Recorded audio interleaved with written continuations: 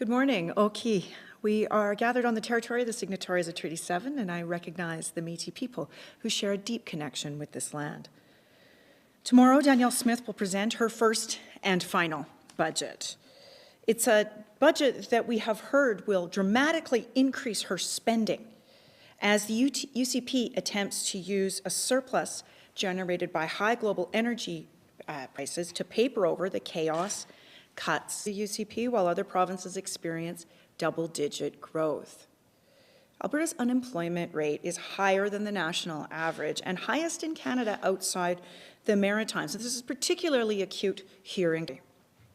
Meanwhile, the UCP have done generational damage to services that are critical to the lives of Albertans. The health budget is $1.7 billion short of where it would have been if it had simply tracked with inflation and population growth. The UCP's war on doctors, especially family medicine, has left entire cities, including Lethbridge and Red Deer, without any family doctors accepting new patients. I just spent a few hours on the doorstep over the weekend talking to my constituents in Lethbridge. To a person, every single person, on the left, on the right, in the exhausted middle, are all deeply worried about health care. Almost half the people don't even have a family doctor. This government underspent on education by $1 billion over 2 years. More kids crammed into each classroom, more illnesses, more parents forced to pick up the slack, fewer educational assistants, and other classroom supports. This government cut seniors' benefits, child benefits, AISH. Their last budget included $200 million in additional income tax, nearly $900 million in taxes on additional car insurance premiums.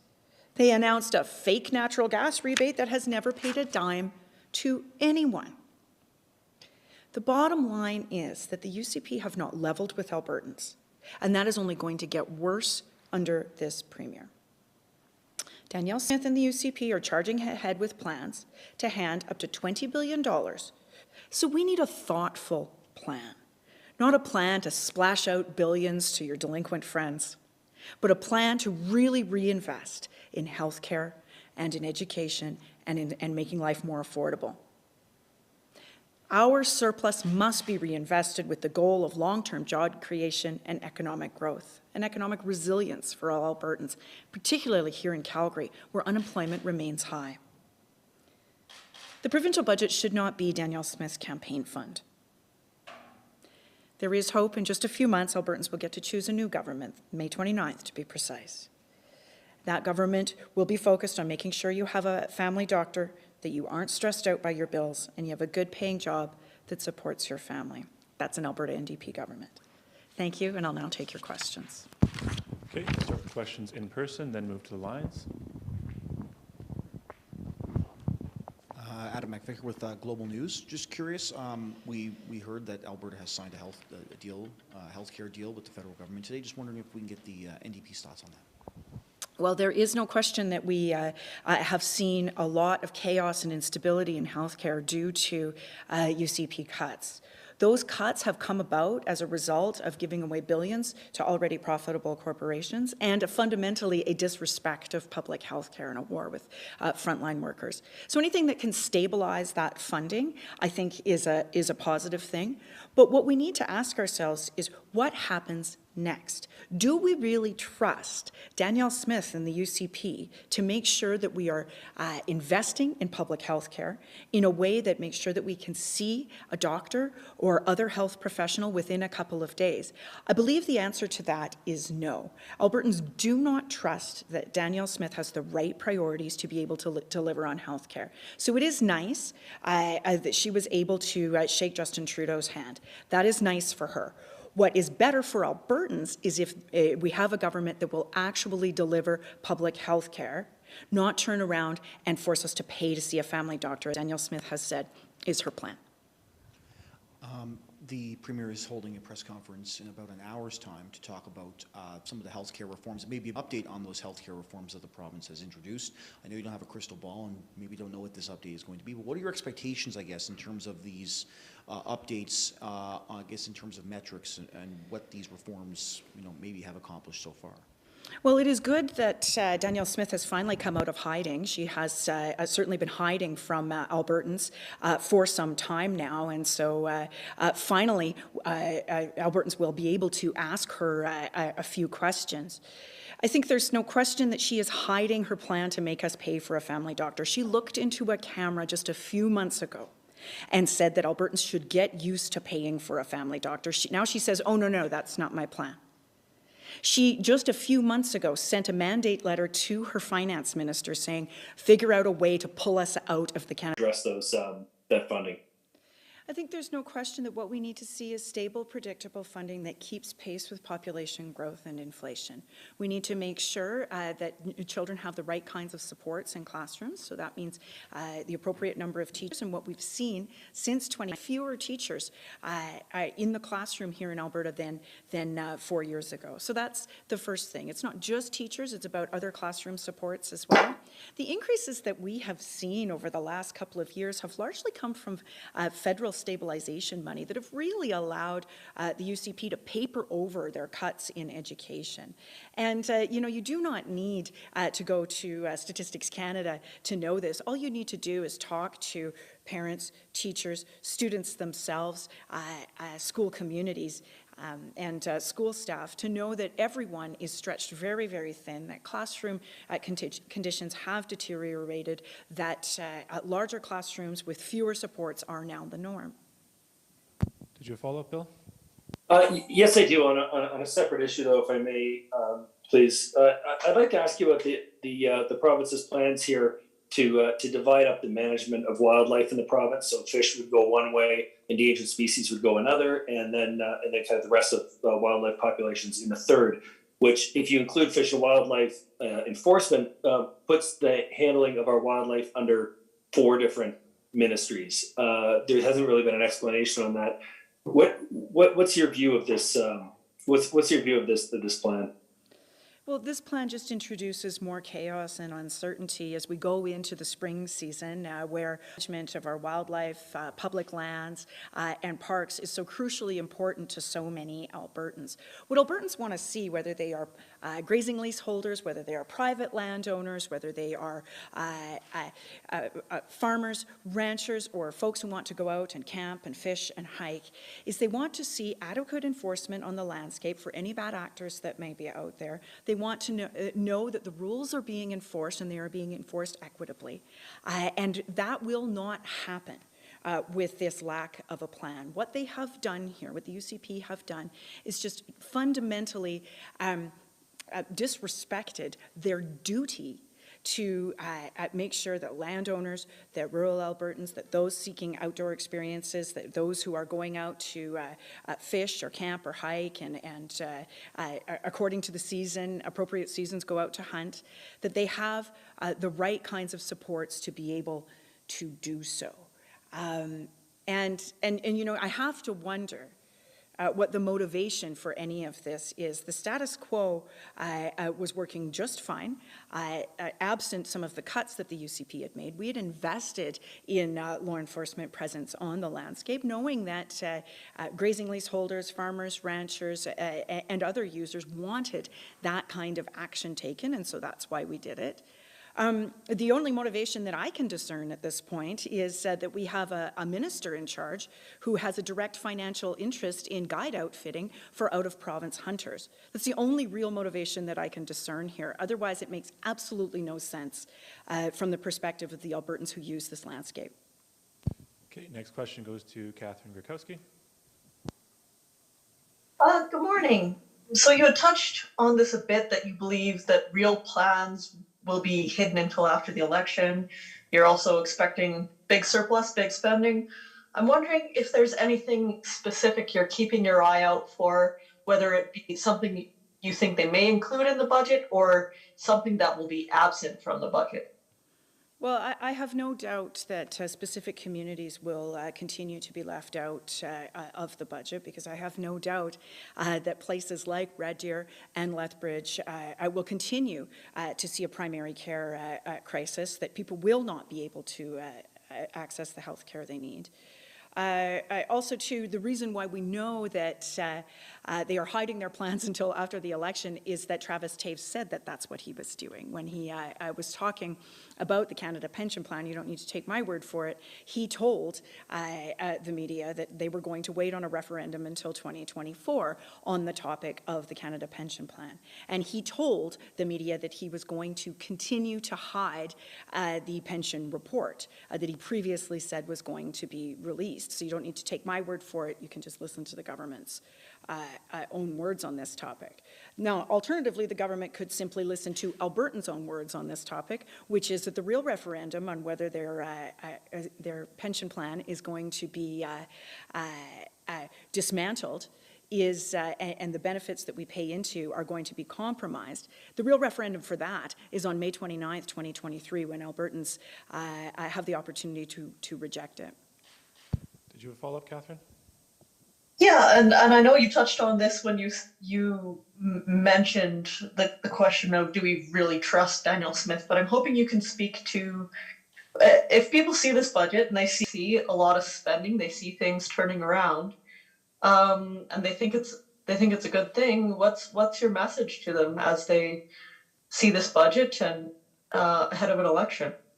Well, I think that if Albertans can count on anything with Danielle Smith is that she uses this surplus as an opportunity to further her own private interest, either that or that of her friends. What we don't see, what we've heard nothing from this government, is a thoughtful plan to reinvest the surplus, is a thoughtful plan to shore back up our healthcare system. Is the Premier of this province look into a camera and say that we should get used to paying for a doctor. And so I think there's room here, certainly, due to the rise in oil prices, largely traced back to Russia's invasion of Ukraine, a war that Danielle Smith took Russia's side and certainly cheered Mr. Putin on in that regard. But we have this surplus.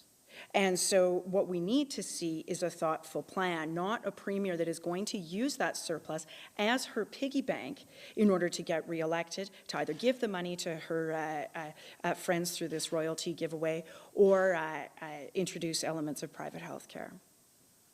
Okay, next question goes to Janet French.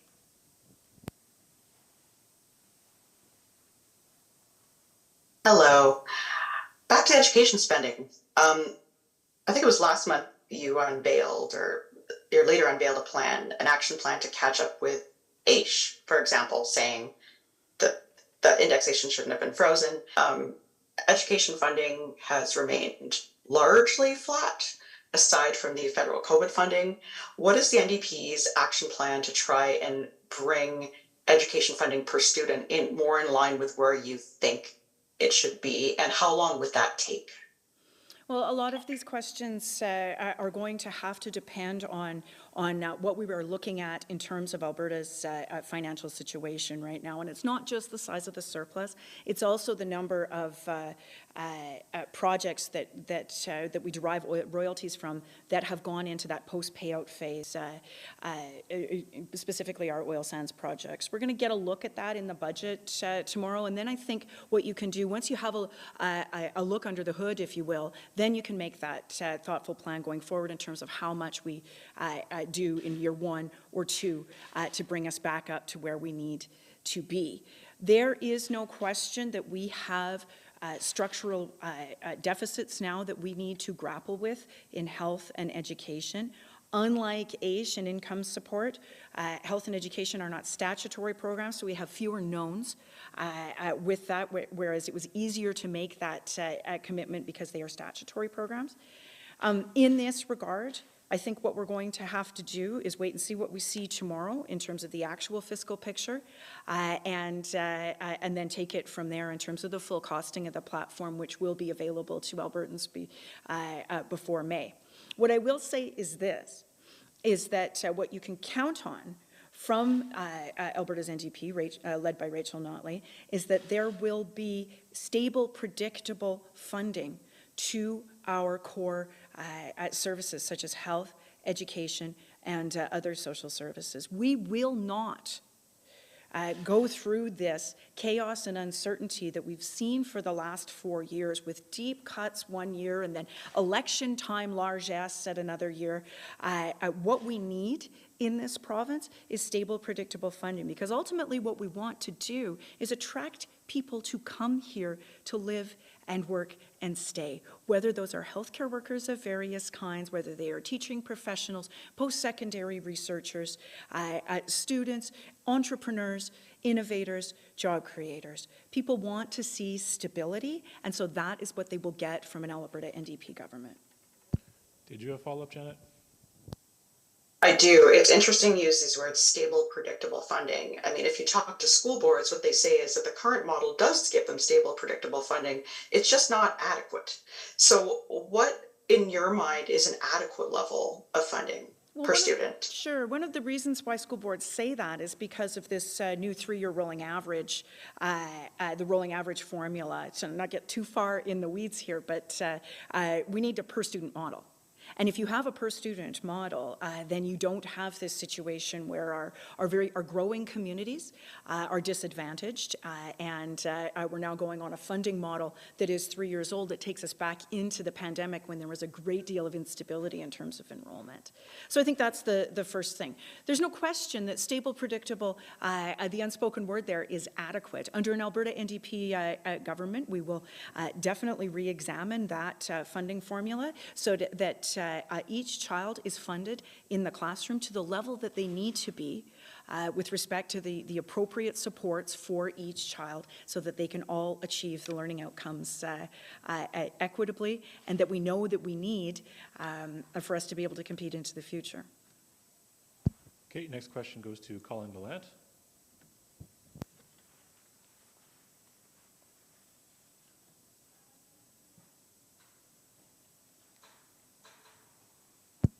Yeah, go ahead, Colin, your line is open. Can you not hear me? I can now. Oh, okay. but Sorry I about have- that. But I have Feedback. feedback. Oh, still? Yes. Hi there. I'm just wondering if that's better. I put you on mute. I'm just wondering if you can describe a little bit about your opinion of the affordability measures that I guess are out there right now, whether you expect to see them continue, I mean, fairly popular with voters. What's your take on that? Well, certainly these affordability measures, it is good that people are accessing them. What is not good is that they leave out a couple of million Albertans, and certainly folks who do not have children but are just getting by in that sort of middle income space. They have seen nothing from this government. Additionally, they do not see any assistance with their utility bills, any meaningful assistance with insurance, or other measures that are really driving a lot of the affordability crisis right now. And so while partial, these measures do not certainly go far enough, and they're only up until election time. So there's no question that they are designed again with this notion of complete fiscal irresponsibility at budget time and at election time.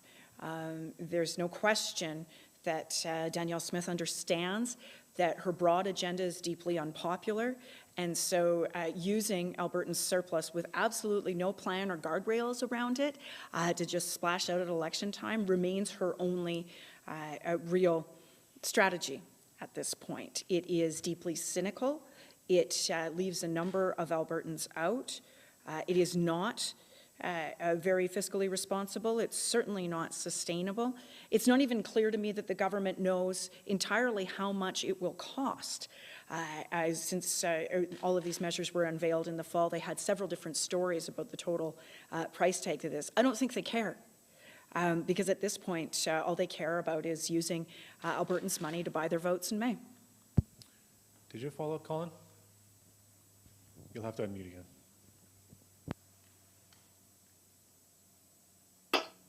Boy, this computer's tricky today.